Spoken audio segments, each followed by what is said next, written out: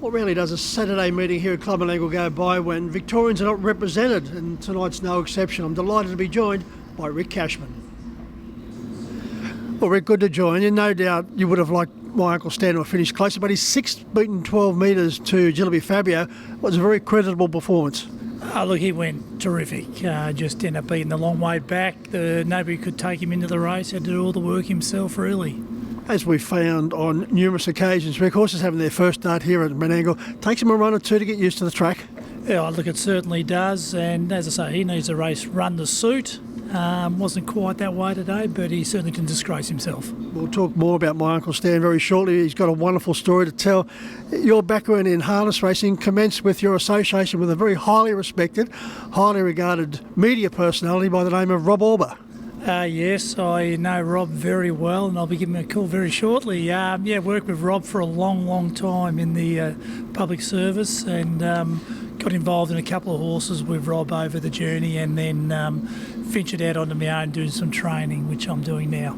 Yeah, we'll get more into that story in a moment, but the public service you're referring to is you started out going to university, graduated to the banking industry, and then did 35 years plus with the taxation department. That's exactly right. It's been 35 years in the ATO, so interesting time, auditing and all that. So it was a good lifestyle. What was Mr. Auber like to work with? Rob, very, very passionate about his work, both the ATO work and the harness racing as well, but very dedicated. Could juggle and everything around and get the job done. He was terrific. Well, I can't speak about his passion with the ATO, but I certainly can speak about his passion for harness racing. He just loves it. Oh, no, he certainly does. Very respected, understands the horses, understands the trainers, understands the game. Yeah, just to continue this money trail with the name of Cashman, working in a bank, working for the taxation department, you then married an accountant. That was actually the smartest thing I did. You can work hard and earn good money, or marry somebody who works hard and earn good money. I went option B, so no, she's a great girl, Elaine. So from working with Rob and getting involved in harness racing, went from ownership, you started to get the bug, and as you mentioned, you then ventured out on your own as far as training is concerned. Yeah, I did. I took a year off work in 2009, did a course down at Warragul with Des Hughes, Chris Hunter. Learned to train and drive them. Fantastic experience. A shame it's no longer exists, but certainly gave me a leg up into the industry. Someone who was influential in that early stage was Gordon Turner. Yes, Gordon Turner, and Debbie Quinlan's here tonight, Gordon's daughter. Yeah, fantastic. Gordon just lived down the road, so I used to get up early, go down and jog horse with Gordon. After a while, Gordon realised, well, we both don't need to be there, so it was just me on my own. And lunchtime twice a week, I'd shoot down to Cranbourne, meet him and June there, and work horses. So great introduction. You then ventured off to Cranbourne, where you linked up with two of the greats, Noel Alexander and Jane Davies.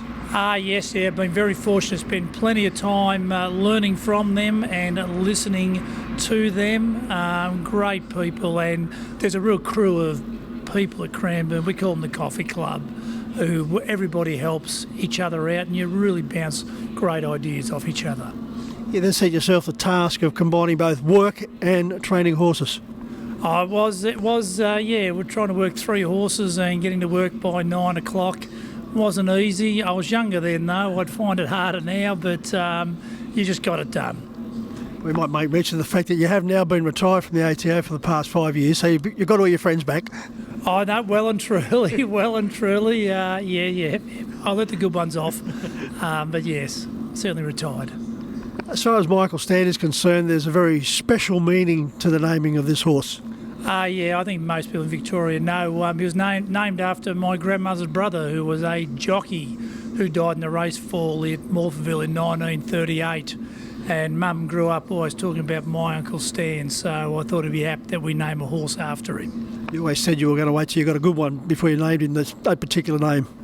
Yes, he took a while to get going, and you just asked Mick Bellman that when he tipped him over the outside fence almost in a trial at Cranbourne as a 2-year-old, but he's now come along leaps and bounds. 2014, you started off with your first winner, a horse by the name of Magic Muscle.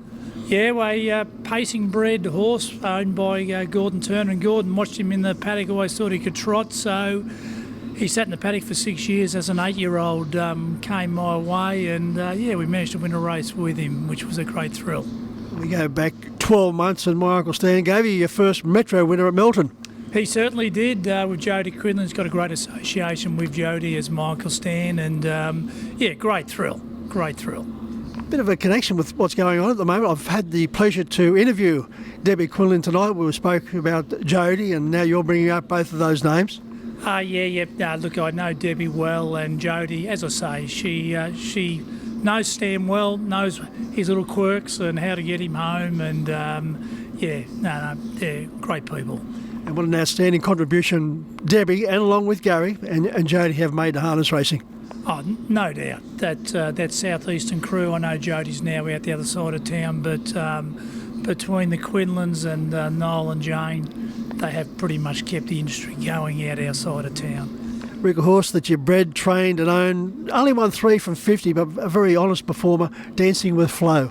Yes, she was very frustrating, very headstrong, very quick, but not strong. That's how I separated her and Stan. Stan had that strength, whereas Flo had the speed, and now I've retired her and she's in foal to cattle wash.